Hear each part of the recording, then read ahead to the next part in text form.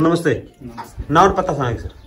रामबाळ कुबरकडे, मुक्काम पोस्ट झरे, तालुका आटपाडी, जिल्हा सांगली. आपल्या आता गोटा बघतोय. गोट्यामध्ये गायांची संख्या किती हो? गाय मोठ्या गाय 8 आहेत. 8 गाय आहेत आणि लहान लहान 5 आहेत. 5. 8 आणि 5 13. 13 जनावर सांभाळत आहे ना आपण.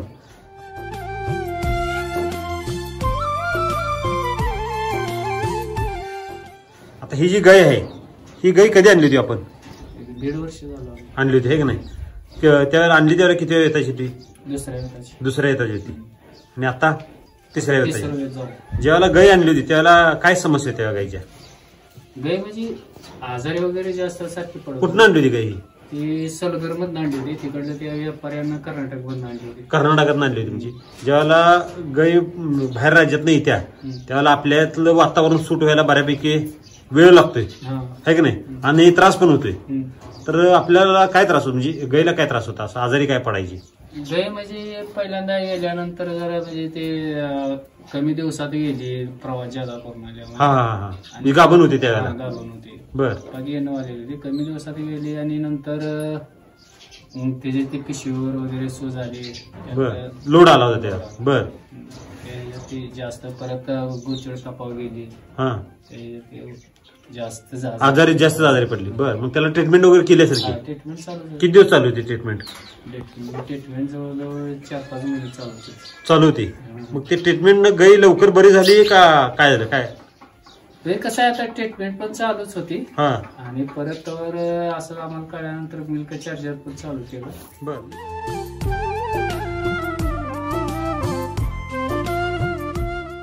मिल्क चार्जरची माहिती तुम्हाला कोणी दिली? मिल्क चार्जरची माहिती डॉक्टरांनी दिली.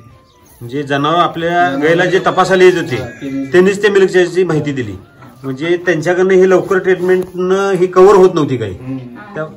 म्हणजे त्यांनीच सांगितलं तुम्हाला. म्हणजे सर्वसाधारण बघायला गेलो तर जे डॉक्टर असतात ते केमिकलचं प्रॅक्टिस करतात है ना, केमिकल जास्त देतात किंवा इंजेक्शन देणे, सलाईन देणे.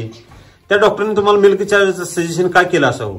म्हणजे कसं त्यांनी स्वतः आणून दिलं, पण ती दुसरं कोणतं वापरलं होतं त्यांनी त्याला सांगितलं होतं. हा, रिझल्ट चांगले. रिझल्ट बाबा असा येतो या. बर. त्यांनी डॉक्टर साहेब स्वतः वापरत होते म्हणजे त्यांना पण रिझल्ट होता.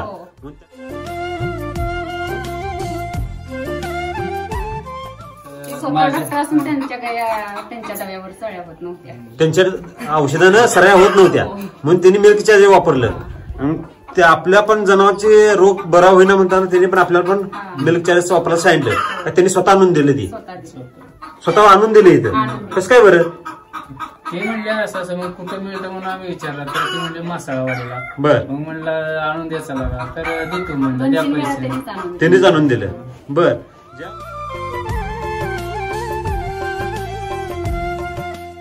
ज्याला वापरले त्याला काय बदल झाला गायमध्ये? काय फक्त शेणामध्ये कुटा वगैरे येत होता, तेव्हा पूर्ण बंद झाला. काय असं अगोदर कुठं येत होता शेणात बरेचसे टायमाला. बर. आणि दुसरी गोष्ट जरा आजारी पडायची तर कमी झाली.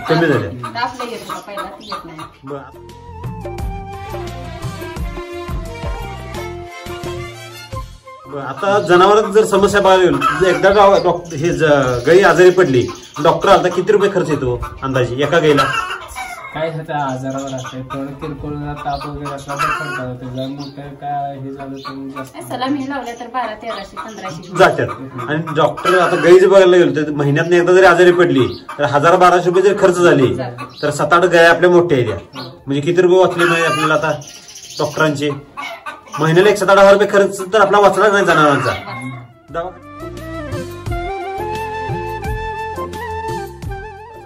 आणि बाकीचा म्हणजे बदल काय झाला त्यांना गायामध्ये? काय जनावर वैरण पण काय जरा मिल्क चार्जर.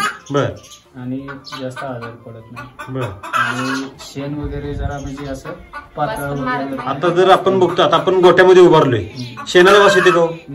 शेणाचा. आता इतर गोट्यामध्ये जर आपण गेलो तर शेणाचा वास कसा येतोय? पहिला आमच्या पण शेण काढ वाटत नाही पहिल्यांदा. आता इथंच राहायला इथं पलीकडे गोटा येता आणि इथं पलीकडे राहायला तुम्ही तर वास यायचा. इथं राहायला सुद्धा नको वाटा, एवढी दुर्गंधी मारायची त्याची. वास कधी येतो माहिती आहे का शेणाचा?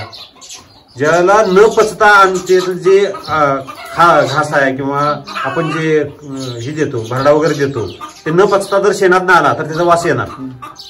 शेण पण आता घट असते, पहिलं असं पातळ असायचं. पातळ हाताने भरायला यायचं का? नाही येत. हा नाही येत. आता शेण कसं येते घट्ट येते, म्हणजे ते मिल्क चायनं काय केलं, पचायला लागले शेण, आहे की नाही. आता बऱ्यापैकी आपण बघतो की जर्सी गाईची जी पाठीमागची जी बाजू आहे ती पूर्ण शेणाने अशी भरलेली असते. तर आपली एक ही असं गाईला असं पाठीमागे शेण लागलेलं कुठं नाही. म्हणजे ह्याचा एक उद्देश असा आहे की बघा ही जी शेण आहे अशी पोळटी पडत्या, आहे की नाही.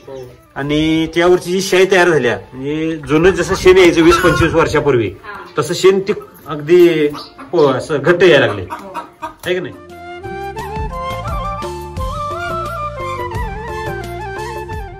बरेच शेतकरी काय म्हणजे मिल्क चार्जर महागडा आहे, वापरायला परवडत नाही, त्याबद्दल तुमचं मत काय. परवडते एवढी जनावर आपण सुद्धा परवडते. दुसरं दुखणं कमी होत आहे ना, दुखणं कमी होते, जरा फॅटला पण जरा फरक. फॅट मध्ये काय बदल झाला. आता कसं पहिलं आम्ही जेव्हा ही वापरत होतो नव्हतो नाही, तेव्हा मला आमची 4च्या आसपास कुठतरी आतच फॅट असायची. बरं, वापरायला लागल्यापासून 4च्या वर फॅट असते. म्हणजे आता दूध सुद्धा चांगलं यायला लागले, घट्ट यायला लागले.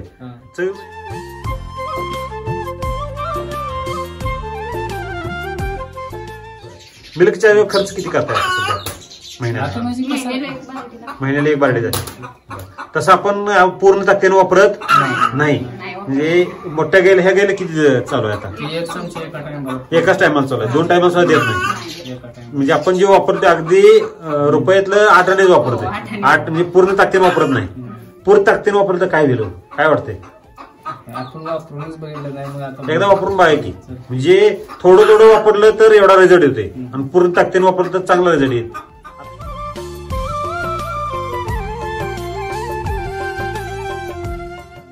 आता एवढ्या टेम्परेचर बघलं, आता टेम्परेचर किती आहे. टेम्परेचर गेल्या वर्षी कसं पावसाळ्यात गेलेली होती, आता ऐन उन्हाळ्यात. आता ऐन उन्हाळ्यात आता कुठला महिना चालू आहे.